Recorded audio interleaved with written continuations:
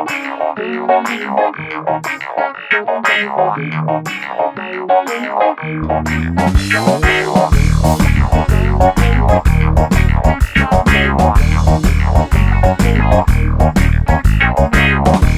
is Bishop Phoebe Rofe of the Episcopal Diocese of West Tennessee, and welcome to Faithfully Memphis on 91.7 FM WYXR here in Memphis.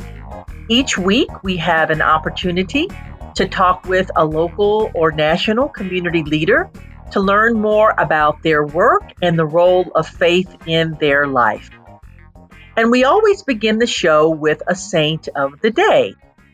And I was ordained and consecrated as bishop on May the 4th.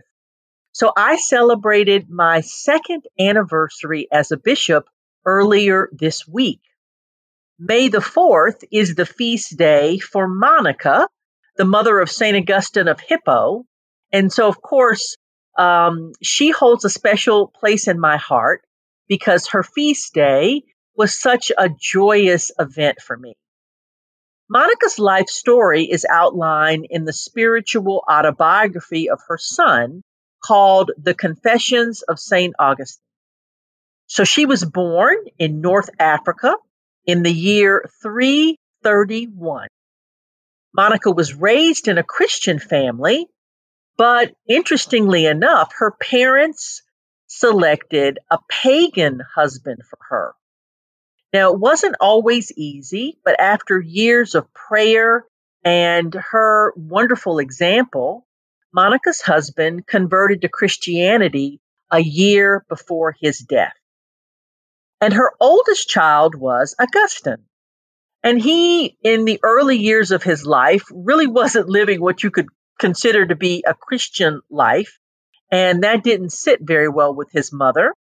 And for a while, she kind of kicked him out of the house and didn't let him stay there.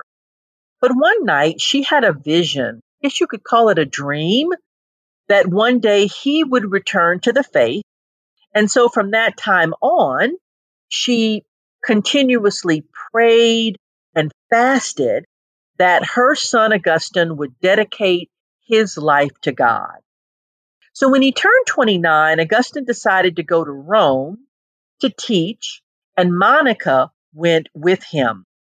And while he was there, he came under the influence of Bishop Ambrose, who was also Monica's spiritual director.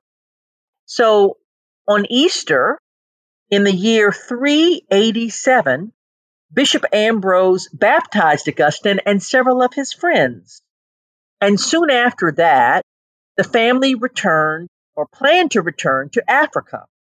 And while they were waiting for the ship to arrive in Rome, Monica got sick. She realized just how sick she was and told her sons that they were going to end up burying her there in Italy. Now, her younger son was really worried that his mother would not be buried in Africa. But Monica said, and this was included in her son Augustine's book, "Nothing is far from God, and I need have no fear that he will not know where to find me when he comes to raise me to life at the end of the world." So she did die in Italy, and she's buried there to this day. So Monica's life is really a reminder that all of us came to faith by invitation. If you are a member of any faith community, somebody had to tell you about God and encourage you to consider joining the church or the synagogue or the mosque or the temple. So if your relationship with God has been a positive force in your life, consider following in the example of Monica.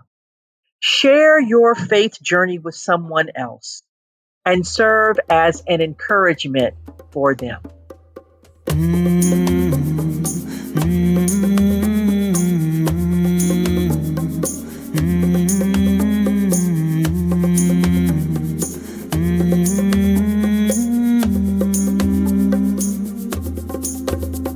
Oh, mountains of Mecca, what can you say of the day that Abraham passed passed your way, and he was instructed by God to build a house of peace where people will pray, and they will come on every lean camel and out of every ravine for the purpose of praising Allah, to glorify Allah. Oh, mountains of Mecca, what can you tell of the day that stones from the sky fell, destroying an army determined to break the house of Allah that Abraham built? Oh, mountains of Mecca, how was the dawn on the day that my prophet Muhammad was born? How did it feel knowing he was to be the last and most beloved of all, Rasul of Allah, Nabi of Allah? Oh, mountains of Mecca, you were there when the Prophet Muhammad climbed down in despair. Engraved in his heart were the words of his Lord to all of mankind. This was his call: La ilaha illallah, Muhammadur Rasulullah. Oh, people, praise only Allah, glorify Allah.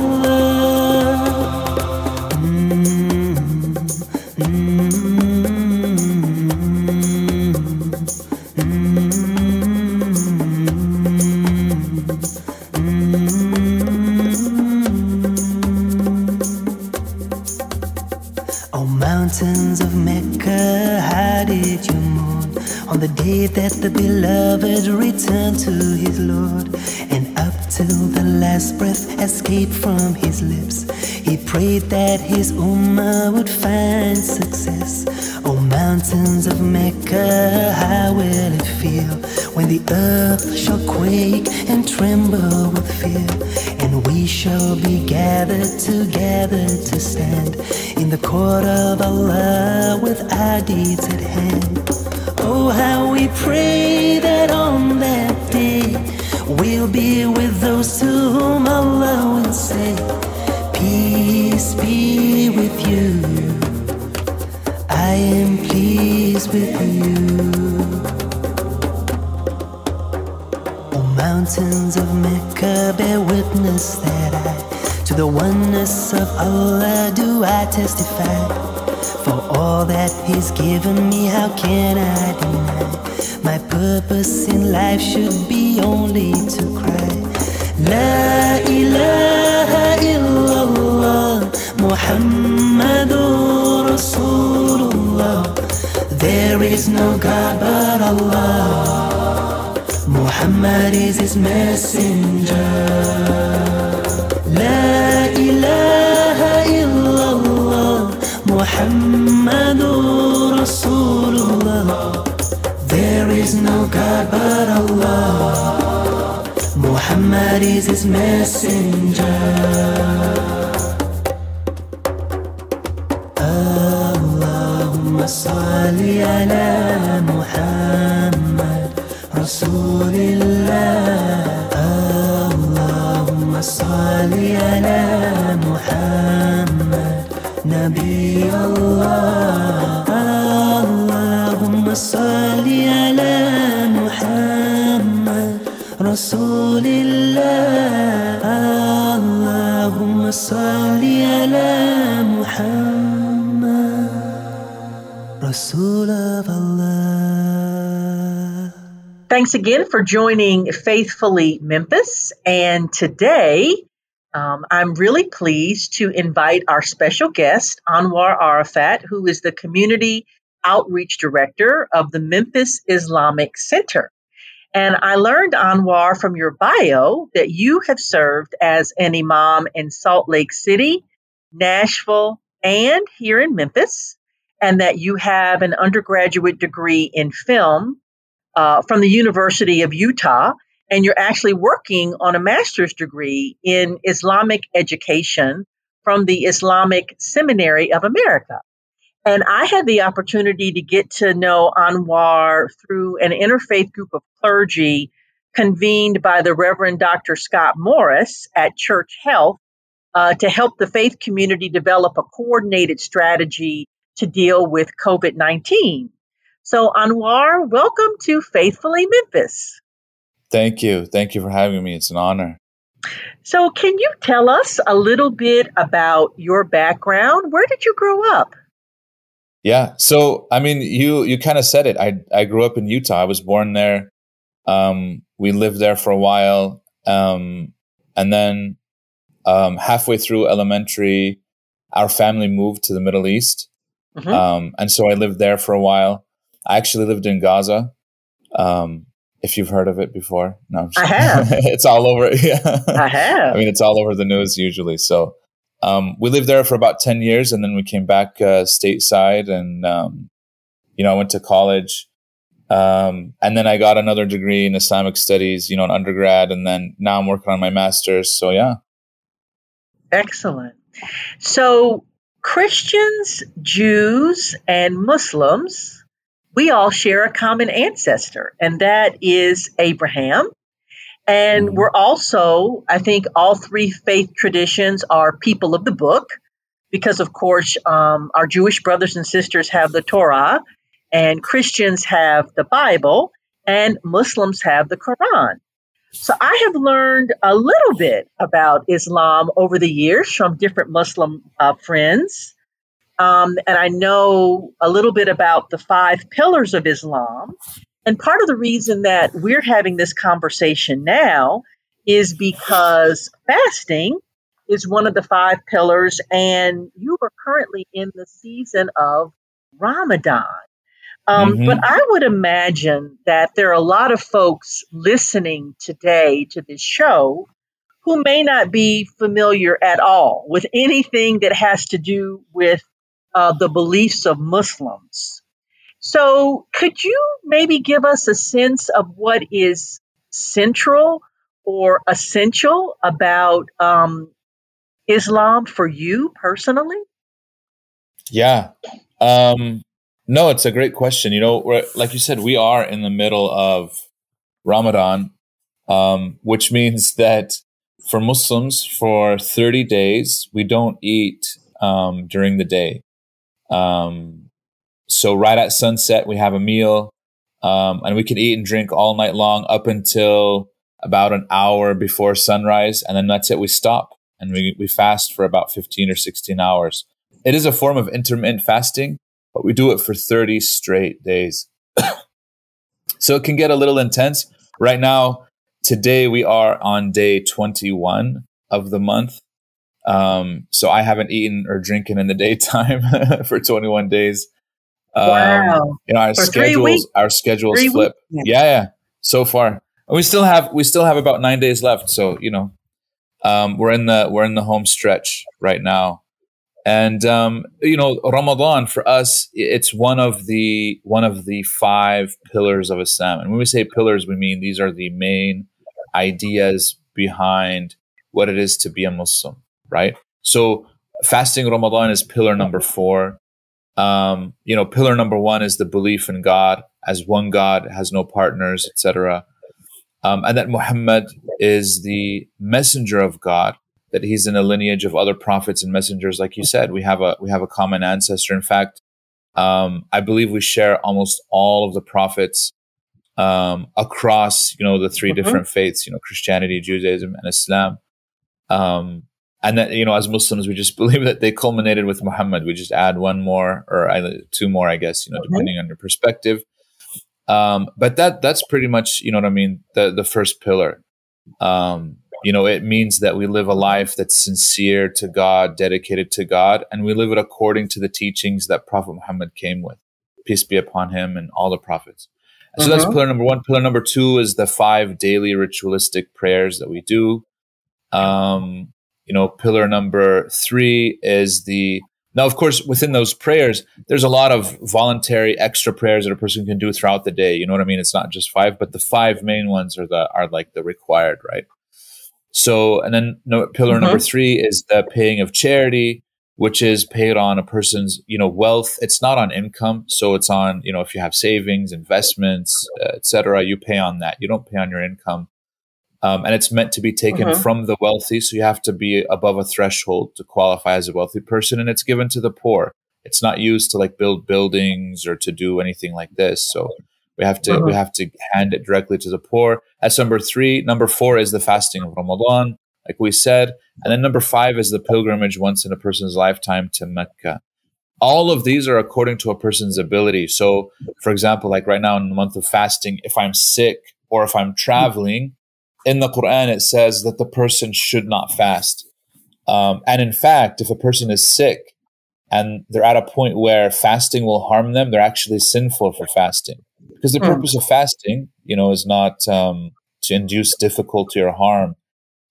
It's to develop God consciousness and awareness, self-discipline, and a lot of other things. So, yeah. So it's definitely something that all 3 faith traditions share, because there's also fasting as a spiritual discipline in Christianity and in Judaism. Oh, yeah. So I've been told that Islam, the word, can mean peace and also submission to God. So is that a correct understanding of what the word itself means? Yeah, so Islam is submission, right? But because Arabic is a Semitic language, and so it shares common roots with almost all Semitic languages, in that the sense that they're all root-based languages as well. So from its root is that 3-letter root, which is, salama. So it's the SLM. And from that we get salam, which means peace, which is also used as the greeting. We get istislam, which is surrender. We get salama, which is, healthiness, being healthy. You get a lot of different meanings. And the rule is, generally speaking, linguistically, that if a word shares a common root, they also have common meanings. And so, but the main meaning of Islam is submission. And obviously it means to submit to God, right? In the sense that, we obey him fully, we accept him fully, we accept his decrees fully. Whatever happens to us in our lives, sometimes we complain against, our fate or destiny, when in reality we're complaining against God, right? You know this. And so submission is a sense of like acceptance, and not only acceptance, but taking it to a higher level is that we're actually pleased with it. We're okay with it. And we see that whatever happens to us is actually good for us ultimately. And any person who's fair that looks back on their life will actually realize that this is truly the case, that whatever happened to me that in the moment I might have been upset with or not have been happy with, but I wouldn't be the person that I am today if it weren't for that thing. And so you learn to fully submit, as well through experience. So, yeah. So I think that as a Christian, we certainly believe that God has a plan for our life, and God also gave us free will. So sometimes the messes that we find ourselves in, maybe I shouldn't project that I find myself in over time. I might want to blame God, but sometimes I have to actually be honest and say, well, that was because Phoebe made certain choices. So I'm curious, what is the notion of free will within Islam? Yeah, that's a good question. So we have a balanced approach between the two extremes, right? And what's interesting is that historically, there were some Muslim groups who went to one extreme over the other, right? But they were very minorities, and this is why like 90% of Muslims today are within that balanced approach that we have. On one extreme, they say that there's no predestination, there's no plan. God doesn't know that, God couldn't know the future, etc. Obviously, that's limiting to God. We don't believe that that's befitting to who God is, and etc. And they believe that there's just complete free will, right? We're writing our own destiny as we go on. On the other extreme, they believe that, well, since God is so great and supreme, he did write everything, but we're forced into it. We're almost like robots or zombies. We're just following a predestined, we have no free will. Where in fact, it's actually somewhere in the middle. And it can get confusing because we don't have the perspective that God has. God has that, infinite, absolute knowledge over everything, and an absolute will over everything. But he did give us free agency. And I like to use that word free agency because it's not absolute free will where we can just do whatever we want. We have limitations. We have, you know what I mean? But we are presented regularly, like you said, with choices in our lives, and we make those. God has already written them down through his infinite knowledge, right?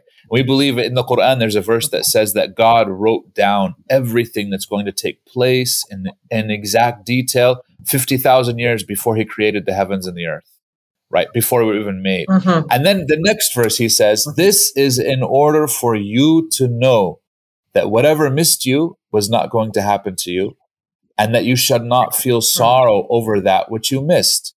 So if there's a missed opportunity or something that I feel regret over, that's it. It's a done deal. And it allows the believer to kind of move on, move forward, and not dwell on the past too much, which leads to depression, sadness. And then it also says, and for you to not feel overjoyous over that which comes your way. That we know that a lot of times we feel a sense of entitlement, that whatever I get or whatever I have, it's because I fully deserve it. Or, I'm owed this. When in reality, God is saying, you're owed nothing. Everything that we have, everything that we are is through his bounty, right? It's through his blessing, his mercy, that he even gave us life and sustains us and gives us, everything that we have and everything that makes up who we are. I hope that clarifies it a little bit. We can get into more detail, but yeah, go ahead.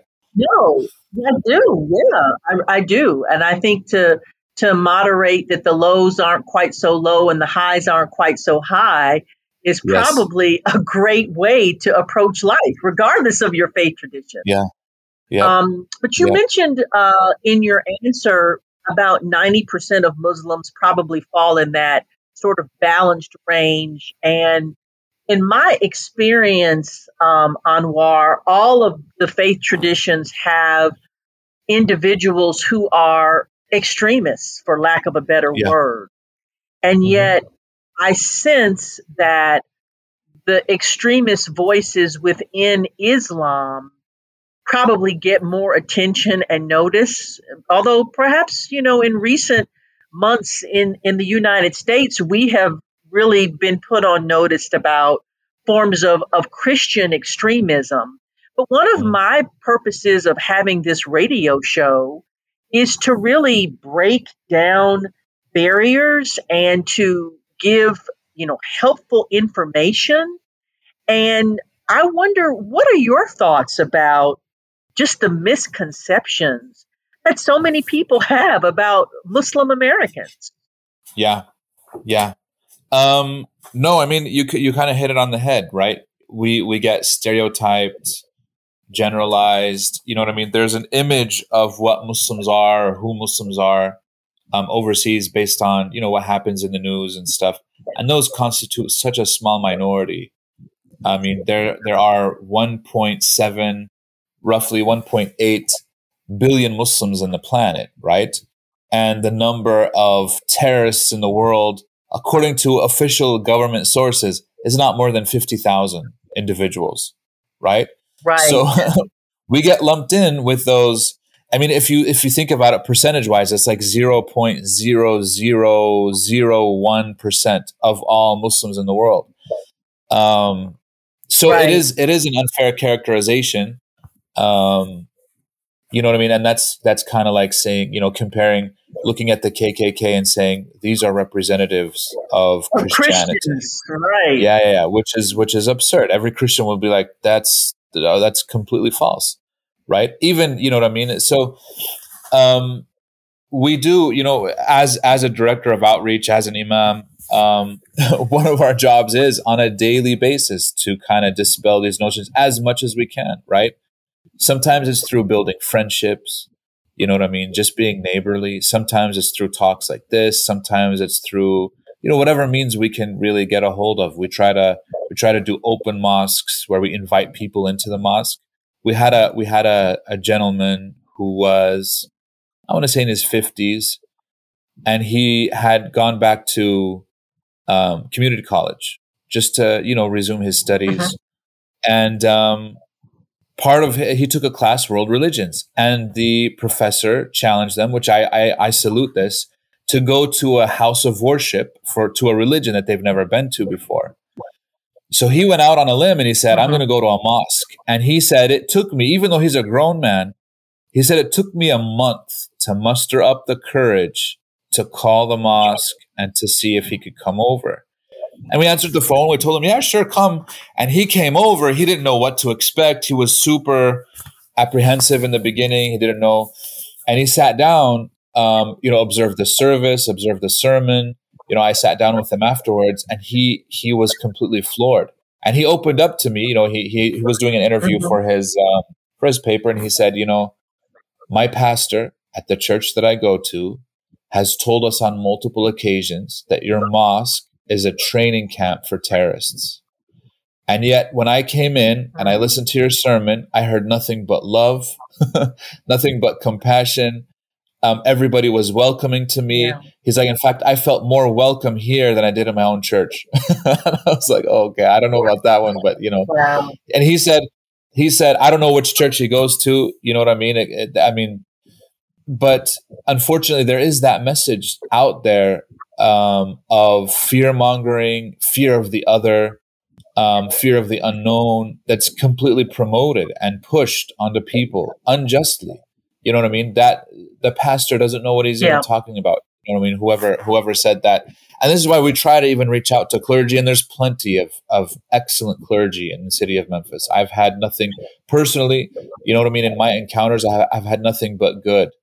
But those are usually because the people who are actually participating in interfaith and outreach and stuff, are usually people that are already open-minded and kind of don't need, you know what I mean? Reprogramming, if that's the word. So, it's the people that are isolated or that are, you know what I mean, within their little bubbles, and they don't want to leave, and they don't want to, you know what I mean, encounter people that, just because we think differently or we worship a little different, it shouldn't be threatening. And then on top of this, if you actually look at the core of what it is that we preach, you'll find so many commonalities that you'll be surprised. We did this test so many times where we would go, when we were back in Utah, we would go to interfaith gatherings, and we'd read a verse from the Quran and a verse from the Bible, and the audience couldn't tell which is which. You can't a lot of times. And what people might assume is this, it's actually the other one, and so on and so forth. So, yeah. When I was living in New Orleans, there were a number of Turkish Muslims there in grad school.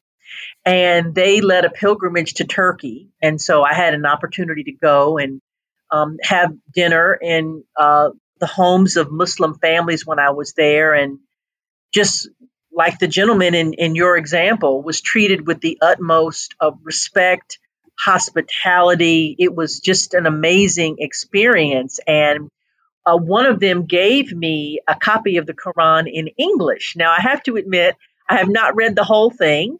And I know that the traditional way is to have it, of course, in Arabic, but to find out that in the Quran, there is, talk about Jesus and Mary and Joseph and so many of the prophets that I would consider in my own faith tradition, they're actually holy people for Muslims as well. Yeah. Yep. Oh, yeah. We have about 25 prophets that are named by name in the Quran. But there are many others. The Quran says there are many others that we have not named for you, obviously due to either lack of space or time or whatnot. So when Prophet Muhammad himself was asked, we have a narration, he was asked, how many prophets were there before you? And he said, over 125,000 prophets. 125,000 prophets before me. Because there's a verse in the Quran that says there's not a town on earth except that God has sent them a prophet at one point in time. Which is why if you look at these universal ideas, you know what I mean, of righteousness and goodness and wellness, and there's ideas of prayer and supplicating and charity, and like you said, even fasting is a universal thing. The Quran actually alludes to this. The verse that commands us to fast says, O you who have believed, fasting is now prescribed upon you as it was prescribed upon those before you. So this is a direct reference to the people of the faiths before us, that they also had versions of fasting. And then it says, in order for you to achieve righteousness, God awareness, taqwa. The word in Arabic is used taqwa, which is that righteousness, God awareness, etc. So, yeah. Yeah. So, and for our listening audience who may not be aware, of the three Abrahamic faiths, Judaism is the oldest. Christianity is second. And in fact, Jesus was born into a devout Jewish family, lived his whole life as an observant Jewish man, and died as a Jew. And best we understand, never came to create a whole new denomination, but really wanted to call the people of Israel to be more faithful to the teachings of God as he understood them. And then Islam would be the third of the three Abrahamic. So you all are the most recent of the third. Yes. And we're also, our spiritual lineage comes from, or at least because Prophet Muhammad is one of the descendants of Ishmael, whereas all the other prophets were the descendants of Isaac, of the children of Abraham. Of Isaac. And they were both, both sons of Abraham. And of course, Ishmael was the firstborn son of Hagar. And then Isaac was the son of Sarah. Yes. So now you work with the Memphis Islamic Center. Do you have a sense of how many Muslims we have in this part of the state of Tennessee? Is there a large Muslim population? I mean, large is always relative, right? Compared to like a place like New York City or Chicago, it's very small, right? But compared to, nearby Arkansas or, somewhere else, it's actually very large. It's estimated that in Memphis, we have about between 20 and 25,000 Muslims, right, in the greater Memphis area. Got it. Wow. And this is our estimate based upon different, stats and different numbers that we've observed over the years. But there's no way to know for sure. One of the reasons is because our mosques, we don't have membership and we don't have individualized congregations. That's not how it works. Like I said, because we don't really have like hard denominational lines drawn, we do have differences within the Muslim community. We have 4 different, schools of law, and this just really comes down to how do we practice the religion.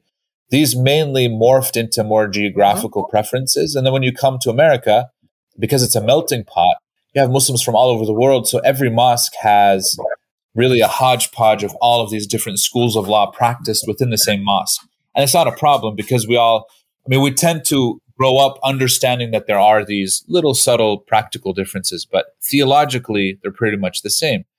So because of that, we have about 8 mosques in Memphis, and all 8 mosques really share the same congregation, if that makes sense. So a Muslim will decide to go to a mosque simply based upon geographical proximity, whichever one that I'm closest to. So a lot of Muslims will pray, for example, Friday prayers, because they happen midday. On a weekday, a lot of people will actually be closer to work. So there's a lot of mosques that are closer to downtown or to the airport area that accommodate a lot of the working people. But because a lot of them live out in the suburbs, in the evening, they'll go to a different mosque for the evening prayers because they'll go to the suburban mosque that's closer to where they live. Because of this, Memphis is also, I think, very fortunate that the mosques generally cooperate with one another, but every mosque is actually run by its own separate organization, its own people. They have their own board, etc. And this is one of the ways that Islam is kind of a unique faith in that it's really from the ground up. It's a grassroots level religion. So we don't have central national leadership, religious leadership. We do have conferences where we come together, but we discuss in a very egalitarian form. All the imams come around. We have imams conferences. We discuss what's been working, what hasn't.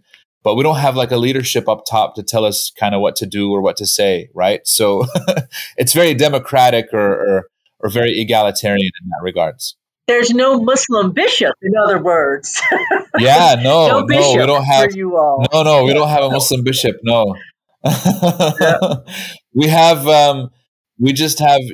Where in fact, even the term imam, a lot of people are surprised. It's not. There's no official definition for what actually makes an imam, right? Really, historically, an imam just means the person who leads the prayers. So whoever leads, the imam is the prayer leader. And really, every community, we can nominate just whoever we think. And so Prophet Muhammad, peace be upon him, in a narration that we have for him, he says, let the people be led by the most knowledgeable of the Quran. So the book. And if their knowledge is similar, then the eldest, right? Then it becomes to age. Where historically, Prophet Muhammad actually, there was a town that came, and the entire town became Muslim. And so they said, we want to build a mosque, and we want to designate an imam for us. Can you designate somebody for us? And so the Prophet, he interviewed, he said, okay, do you have any memorizers of the Quran? Nobody had the whole thing memorized yet. And then this 12-year-old boy comes along and he says, oh, Messenger of God, I have, this big chapter memorized, chapter number 2, Surah Al-Baqarah, right? Huge chapter. It's the largest chapter in the Quran. And he said, I have this chapter memorized and I have this other chapter memorized. And the Prophet immediately said, you'll be the imam. You'll lead them in prayer because you have more Quran memorized and understood than some of the elders. So a 12-year-old boy could be an imam, which happened, you know what I mean? It's a valid opinion. Yeah. So now this leads me to another question then. Are girls taught the Quran? And could a woman ever be an imam? Yeah. So that's a good question. So yeah, obviously all of our girls are taught the Quran. You know what I mean? We'd never want to hold them back from knowledge. In fact, Prophet Muhammad, peace be upon him, he says, seeking knowledge is an obligation upon every Muslim, and he didn't make any exceptions. And so we're commanded to really learn and go out. In fact, the first mufti is a person who gives religious answers to religious questions. They have to be qualified in some way, meaning they have to have proper training, they have to have some knowledge. And so a mufti, really, now in modern times, a mufti is an official term that you had gone through rigorous studies, comprehensive knowledge of Islam, etc. But historically, the first mufti was Aisha, the wife of Prophet Muhammad, peace be upon him. This is because she had intimate knowledge of the Prophet's personal life as well as public life that arguably no one else had. And so people, major companions, major men figures, men and women, would go to her for those religious rulings. What is the ruling on if a man does this or a woman does this, or if this happens or if that happens? And she was issuing these rulings, right? And this is why arguably she's the first mufti in Islam. There are many other women that were very prominent in these religious roles of giving advice and whatnot. When it comes to the act of leading prayer, a woman can lead the prayer if it's a congregation of women as well. But in mixed congregations, because we believe as Muslims in the appropriateness of gender relations, that things have to be maintained. There's a certain, we call it adab, which is manners, and quorum, etc. That if it's in a mixed congregation, it has to be a man, right? But leading the prayer is not it's not a privilege, right? In fact, Prophet Muhammad was asked about this. He said, if one of you seeks leading the prayer, he said, do not seek leadership. And here, it could mean general leadership or it could mean actually leading the prayer. And then he said, because it's a responsibility. And then he praised the people who call to prayer. So the mu'adhin, the person who calls to the prayer, he said, that's a better job to have than leading the prayer because it's a responsibility, meaning there's no added benefit in actually leading the prayer. So it's not a guarantee of paradise. It's not a guarantee of forgiveness. It's not a badge of righteousness either. So just because I'm an imam, I lead the prayer, does not make me inherently better than anyone else in the congregation, right? In fact, I could be the Imam, and then I could be one of the worst people there in the eyes of God, because it does not speak to anything about my place in terms of, who I am. And this is why Prophet Muhammad, he has a lot of teachings that actually say, perhaps there is a man who gets pushed at the doorways, who is unknown to the public, who, if he asks people of anything, they will not give him. But if he asks God, God will give him everything, because he is greater in the eyes of God than entire congregation.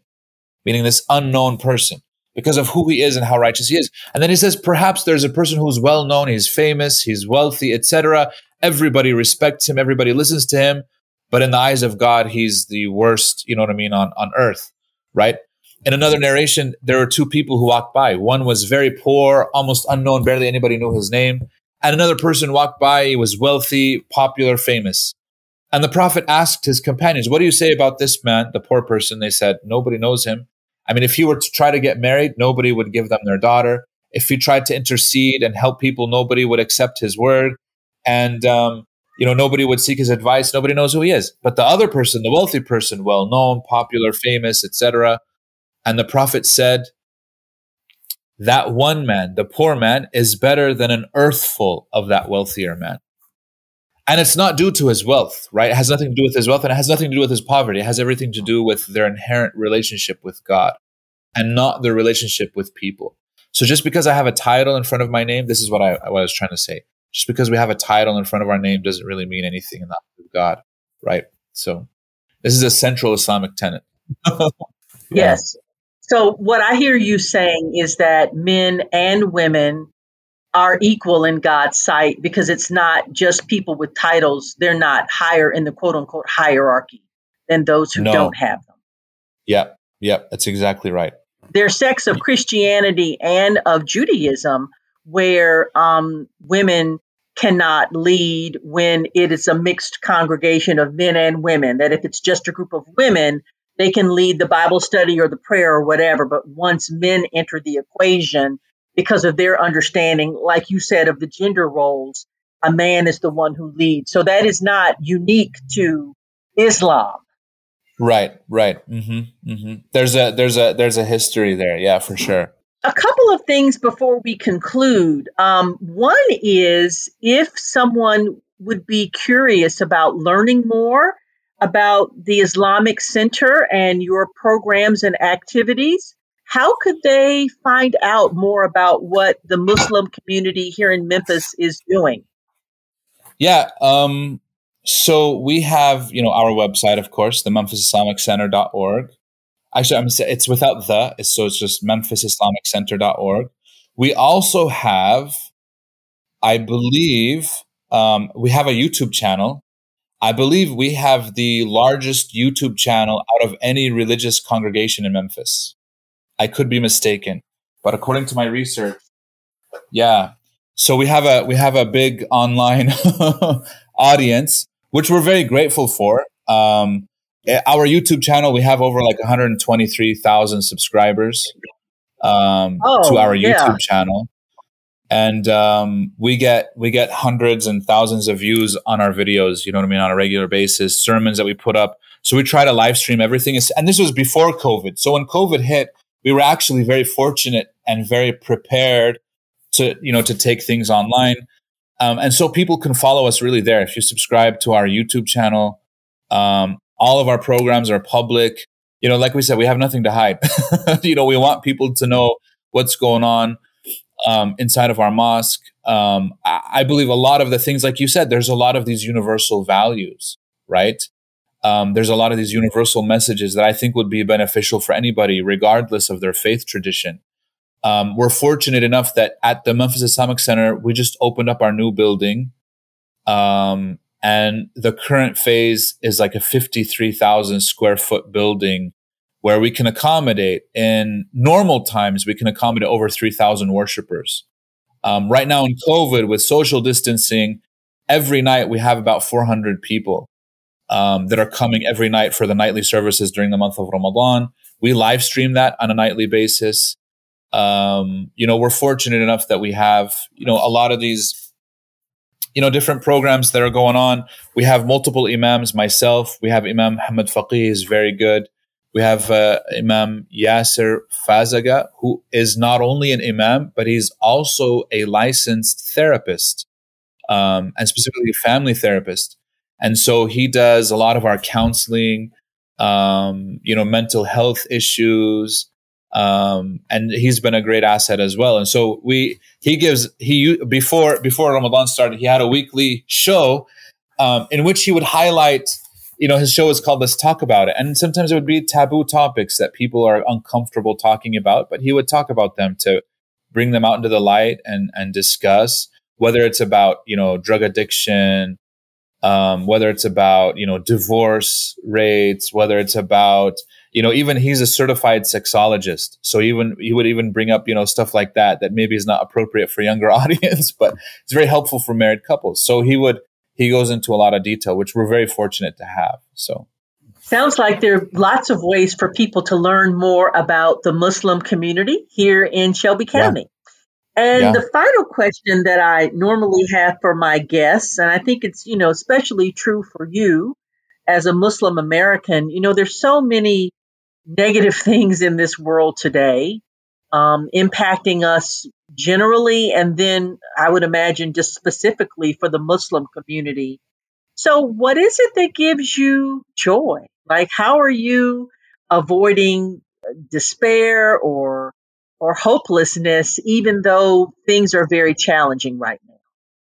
Yeah, no, I think that's an excellent question. I think it's a number of things, right? It's number one, our faith in God. That we put our trust in him, right?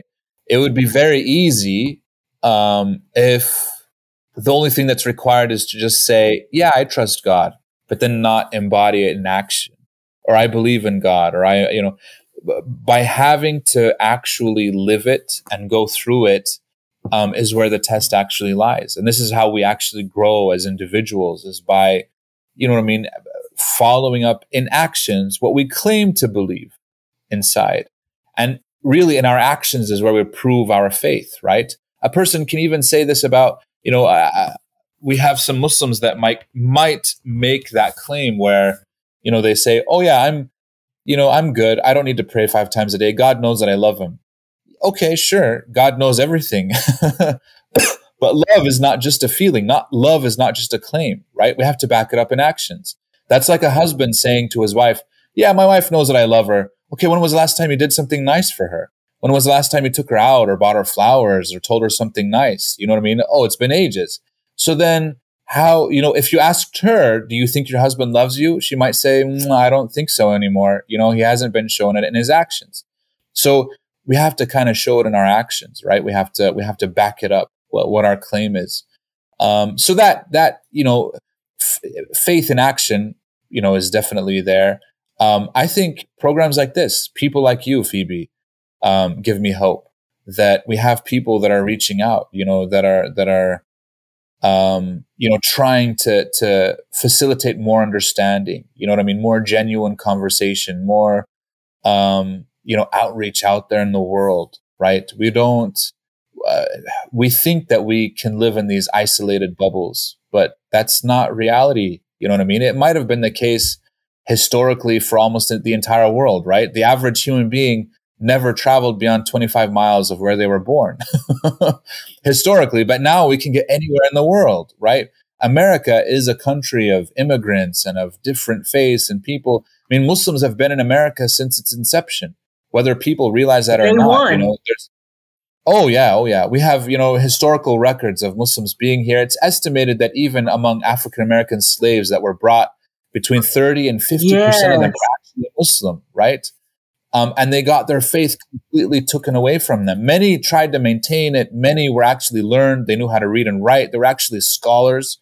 As is well known, there's a number of documented cases. But we also had immigrants that came on their own from Albania, from Turkey, from Syria in the 1800s and established places. One of the oldest mosques in the Western world is in South Dakota.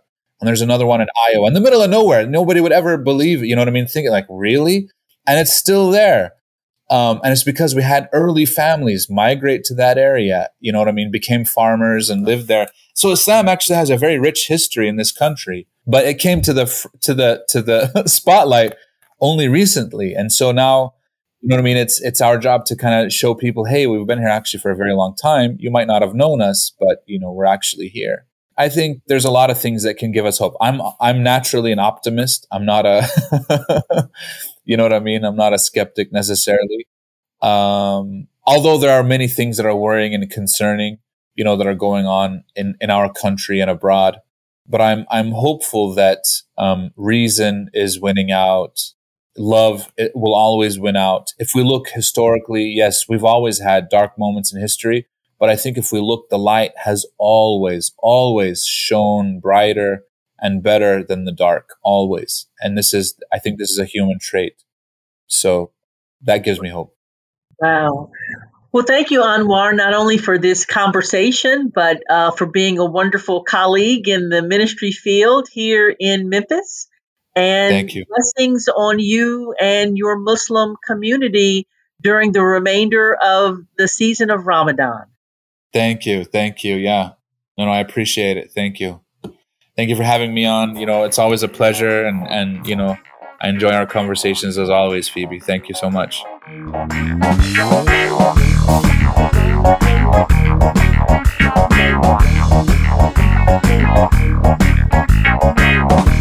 Thanks again to Anwar for a wonderful conversation. I know I learned a lot about the Muslim community here in Memphis. So until next week, sisters and brothers, stay strong and stay positive.